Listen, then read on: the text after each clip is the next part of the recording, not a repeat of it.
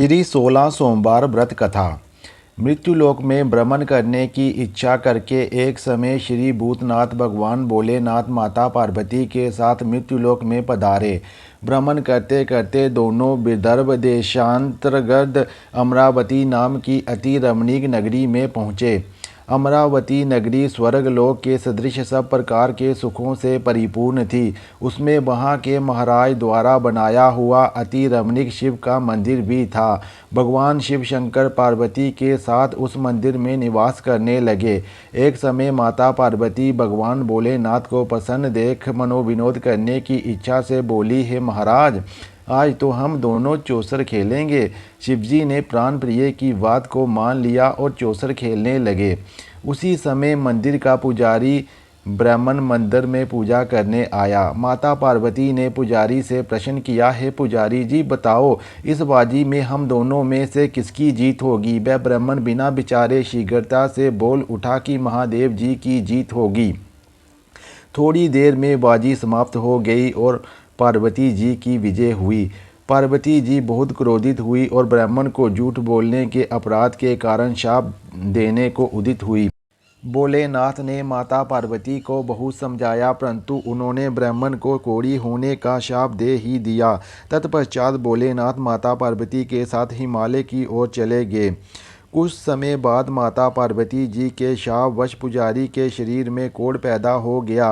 वह अनेक प्रकार से दुखी रहने लगा। पुजारी को शाप कष्ट भोगते हुए जब बहुत दिन हो गए, तब एक दिन देवलोक की अप्सराएं शिवजी की पूजा हेतु उसी मंदिर में पधारी। पुजारी के कोढ़ के कष्ट को देख उन्होंने बड़ा दया भाव से उससे रोगी होने के कारण पूछा। पुजारी ने निसंकोच सारी बात उन्हें बता दी। वह अप्सराएं बोली, हे पुजारी, अब तुम अधिक दुखी मत होना, भगवान शिव तुम्हारे कष्ट को दूर कर देंगे। तुम सब व्रतों में श्रेष्ठ 16 सोमवार का व्रत भक्ति भाव से किया करो। पुजारी ने अप्सराओं की रानी से विनम्र भाव से 16 सोमवार व्रत की विधि पूछी।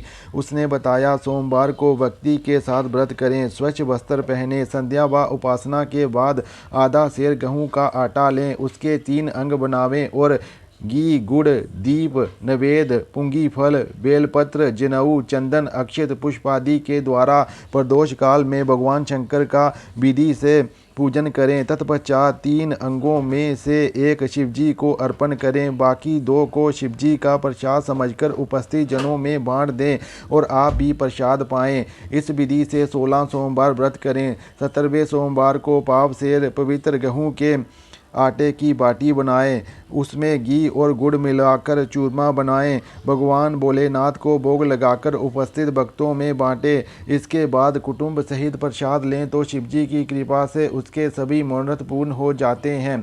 ऐसा कहकर सभी अप्सराएं स्वर्ग को चली गई। ब्राह्मण ने यथाविधि से 16 सोमवार का व्रत किया तथा भगवान शिव की कृपा से रोग मुक्त होकर आनंद से रहने लगा। कुछ दिन बाद शिवजी और पार्वती जी फिर से उस मंदिर में पधारे। ब्राह्मण को निरोगी देख पार्वती जी ने ब्राह्मण से रोग मुक्त होने का उपाय पूछा तो ब्राह्मण ने 16 सोमवार व्रत की कथा सुनाई। पार्वती जी अति प्रसन्न होकर ब्राह्मण से व्रत की विधि पूछकर स्वयं इस व्रत को करने को तैयार हो गई। व्रत के बाद उनकी मनोकामना पूर्ण हुई तथा उनके रूठे पुत्र स्वामी कार्तिकेय स्वयं माता के आज्ञाकारी हुए। कार्तिकेय जी को अपनी ये विचार परिवर्तन का रहस्य जानने की इच्छा हुई। वह माता से बोले, हे माता, आपने ऐसा कौन सा उपाय किया जिससे मेरा मन आपकी ओर आकर्षित हुआ। पार्वती जी ने वही 16 सोमवार व्रत की कथा उनको सुनाई। कार्तिकेय जी ने कहा, इस व्रत को मैं भी करूंगा क्योंकि मेरा प्रिय मित्र बहुत दुखी दिल से परदेश गया है। मेरी उससे मिलने की बहुत इच्छा है। कार्तिकेय जी ने भी इस व्रत को किया और उसका प्रिय मित्र मिल गया। मित्र ने इस आकस्मिक मिलन का भेद कार्तिकेय जी से पूछा तो वह बोले, हे मित्र, हमने तुम्हारे मिलन की इच्छा करके 16 सोमवार का व्रत किया था।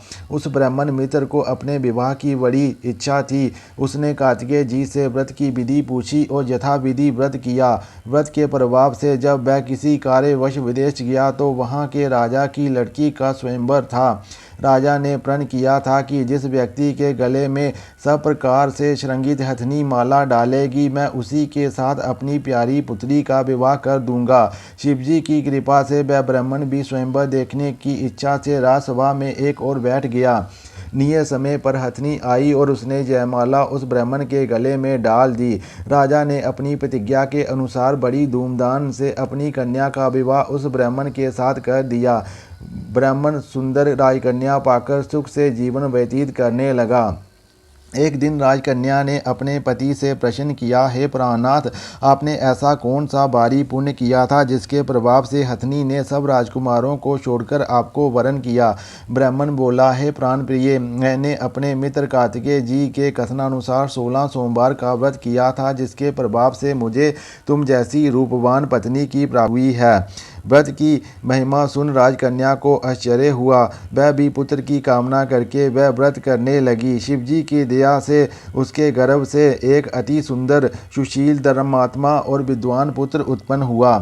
माता पिता दोनों उस देव पुत्र को पाकर अति प्रसन्न हुए और उसका लालन पालन बड़ी प्रकार से करने लगे। जब पुत्र कुछ समझदार हुआ तो एक दिन उसने अपनी माता से प्रश्न किया कि हे माँ, तुमने कौन सा व्रत एवं तप किया है जो मेरे जैसा पुत्र तुम्हारे गर्भ से उत्पन्न हुआ? माता ने 16 सोमवार व्रत की विधि पुत्र को बतलाई। पुत्र ने सब तरह के मनोरथ पूर्ण करने वाले सरल व्रत को सुना तो वह भी राज्य अधिकार पाने की इच्छा से हर सोमवार को यथाविधि ये व्रत करने लगा। व्रत शुरू होने के बाद एक देश के वृद्ध राजा के दूतों ने आकर उसको राजकन्या के लिए वरण किया। राजा ने अपनी पुत्री का विवाह ऐसे सर्वगुण संपन्न ब्राह्मण युवक के साथ करके बड़ा सुख प्राप्त किया। वृद्ध राजा के देवांगत हो जाने पर इसी ब्राह्मण युवक को सिंहासन पर बैठाया गया।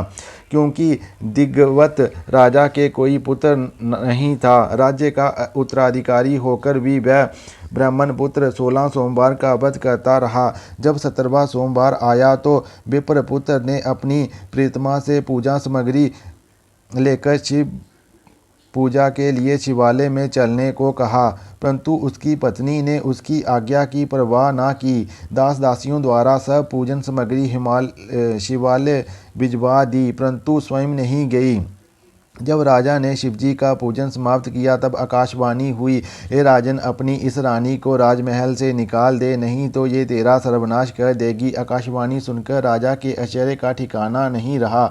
उसने मंत्रणागृह में आकर अपने सभासदों को बुलाकर पूछा, हे मंत्रियों, मुझे आज शिवजी की आकाशवाणी हुई है कि राजा तू अपनी इस रानी को निकाल दे, नहीं तो ये तेरा सर्वनाश कर देगी। राज्य के मंत्री तथा सभासद आदि सब विस्मय और दुखी हो गए, क्योंकि जिस कन्या के कारण राज्य मिला है राजा उसी को निकालने का जाल रच रहा है। ये कैसे संभव हो सकेगा? खैर, राजा ने अपनी पत्नी को राजमहल से निकाल दिया। रानी दुखी हृदय से भाग्य को कोसती हुई नगर के बाहर चली गई। बिना पद तना, फटे वस्त्र पहने, भूख से दुखी धीरे धीरे चलकर वह एक ग्राम में पहुंची। वहां एक बुढ़िया सूत काट कर बेचने जाती थी। रानी की करुण दशा देखकर बोली, चल तू मेरे सूत बिकवा दे, मैं वृद्धा हूँ, बाप नहीं जानती। ये बात सुन रानी ने बुढ़िया के सिर से सूत की गठरी उतारकर अपने सिर पर रख ली। थोड़ी देर बाद आंधी आई और बुढ़िया का सूत पोटली सहित उड़ गया। बेचारी बुढ़िया पछताती रह गई और रानी को अपने से दूर रहने को कहा। इसके बाद रानी एक तेली के घर गई। शिवजी के प्रकोप के कारण तेली के सब मटके उसी क्षण चटक गए। तेली ने भी रानी को अपने घर से निकाल दिया। अत्यंत दुख पाती हुई रानी एक नदी के तट पर गई तो नदी का समस्त जल सूख गया। तत्पश्चात रानी एक वन में गई।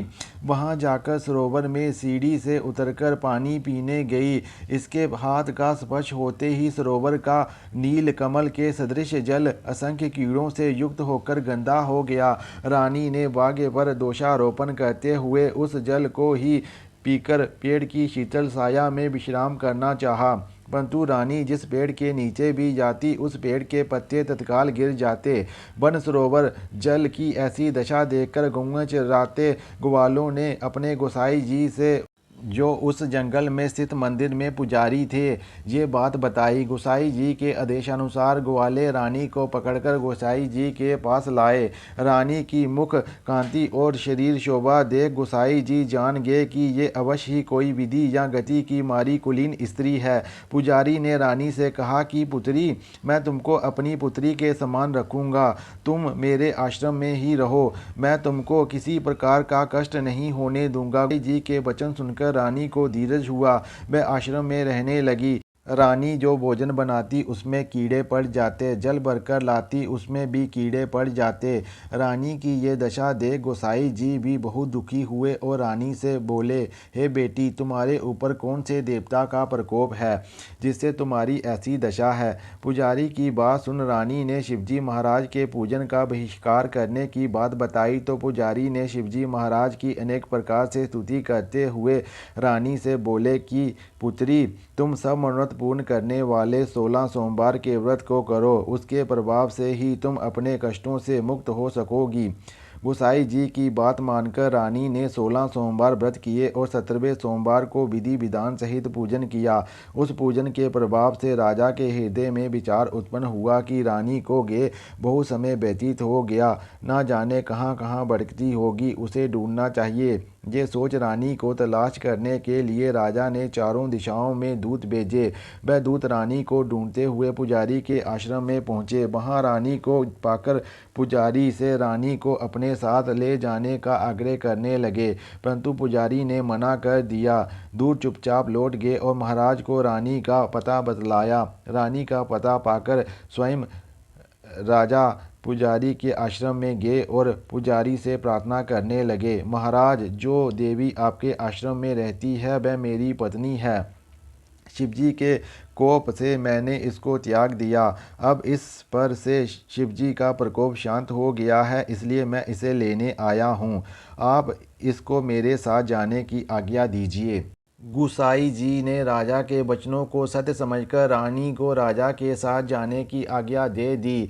गुसाई जी की आज्ञा पाकर रानी प्रसन्न होकर राजा के साथ नगर में आई। नगरवासियों ने नगर के द्वार तथा नगर को तोरण एवं बंदरवारों से सजाया। घर घर में मंगल गान होने लगे। पंडितों ने विविध वेद मंत्रों का उच्चारण कर अपनी राजरानी का स्वागत किया। ऐसी अवस्था में रानी ने पुनः अपनी राजधानी में प्रवेश किया। महाराज ने ब्राह्मणों को अनेक तरह से दान आदि देकर संतुष्ट किया। जाचकों को धन दान दिया। नगरी में स्थान स्थान पर सदा व्रत खुलवाए, जहाँ भूखे लोगों को भोजन मिलता था। इस प्रकार से राजा शिवजी की कृपा का पात्र होकर राजधानी में रानी के साथ अनेक तरह के सुखों का भोग करता सोमवार का व्रत करने लगा। विविध शिव पूजन करते हुए इस लोक में अनेक सुखों को भोगने के पश्चात अंत में दोनों शिवपुरी को पधारे। जो मनुष्य मनसा वाचा कर्मणा भक्ति सहित 16 सोमवार का व्रत एवं पूजन इत्यादि विधिवत करता है, वह इस लोक में समस्त सुखों को भोगकर अंत में शिवधाम को प्राप्त होता है। ये व्रत सब मनोरथों को पूर्ण करने वाला है।